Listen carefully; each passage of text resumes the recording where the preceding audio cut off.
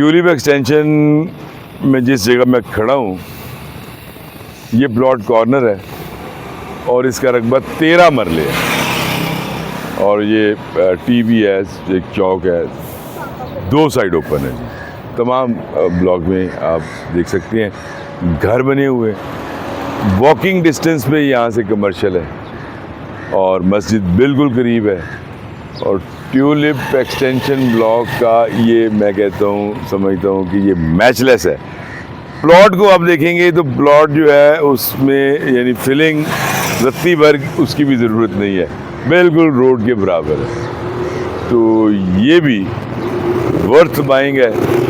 इसको विज़िट करने के लिए आप ज़ुबैर एस्टेट पे तशरीफ़ लाएँ। टेलीफोन नंबर आपको डिस्क्रिप्शन में मिलेंगे, तो रब्ता करें। ज़ुबैर एस्टेट पहले गोल चक्कर पे है। तो अगर आप एक बहुत ज़बरदस्त 10 मरले से बड़ा प्लॉट खरीदना चाहते हैं, फुल पोजेशन पेड है, यानी अगर ये घर इसका आप बनाएंगे तो आपको जो व्यू इस तरफ से मिलेगा, इस तरफ से मिलेगा, वो यकीनन काबिल दीद होगा।